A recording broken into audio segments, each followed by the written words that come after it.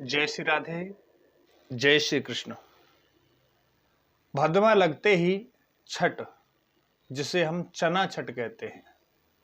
चना छठ के दिन कुंवारी कन्याएं व्रत रखती हैं। इस दिन कुछ नहीं खाती। दिन में चना छठ की कहानी सुनो और एक पट्टे पर जल का लोटा रख करके और परसतिया बना ले और लोटे के किनारे पर 7 बिंदी करके एक प्लेट में गेहूं और कुछ पैसा रख करके हाथ में गेहूं साथ लेकर के कहानी सुने।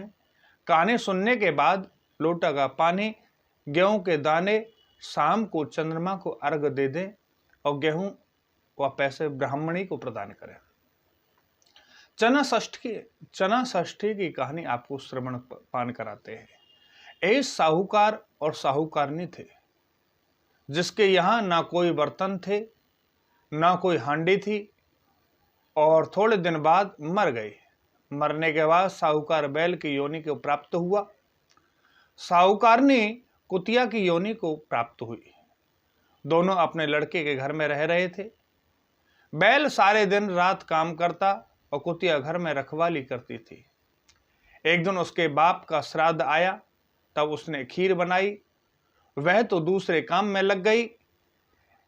तब एक चील आई और सारी खीर के अंदर सांप को डाल दिया। यह सब कुतिया देख रही थी।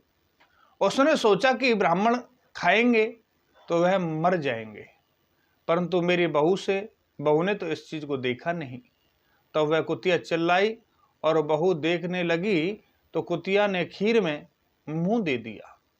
तो वह बहू कुतिया को जलती हुई लकड़ी लेकर के उसके पीछे दौड़ी और उसको मारा। उसकी हड्डी टूट गई। तो वह बहू ने वह खीर फेंक दी और दूसरी रसोई बनाई। सब ब्राह्मण खाना खाकर चले गए तो गुस्से में बहू ने वह खीर कुतिया को नहीं दी। रात को कुतिया और बैल आपस में बात करने लगे। तब कुतिया बोली, आज तो तुम्हारा श्राद्ध था, जिससे तुम्हें खाने के लिए कुछ नहीं मिला है क्या? बैल बोला, आज मैं भी भूखा हूं, मुझे भी खाने के लिए कुछ नहीं मिला। उधर बेटे बहू सारी बातें सुन रहे थे।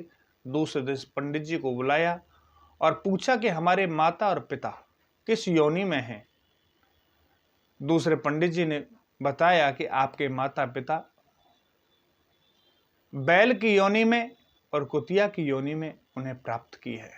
तब उन्होंने अपने माँ और बाप के बारे में पेट भर खाना खिलाया और पंडित जी से पूछा कि हमारे माँ बाप का ये दोष कैसे दूर हो सके, ये योनि कैसे दूर हो सके।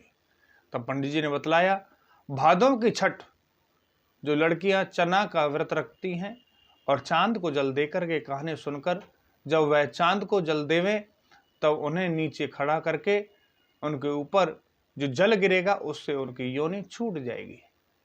तब लड़कियों ने अर्घ दिया और उनकी ये योनि छूट गई, मोक्ष को प्राप्त हो गए।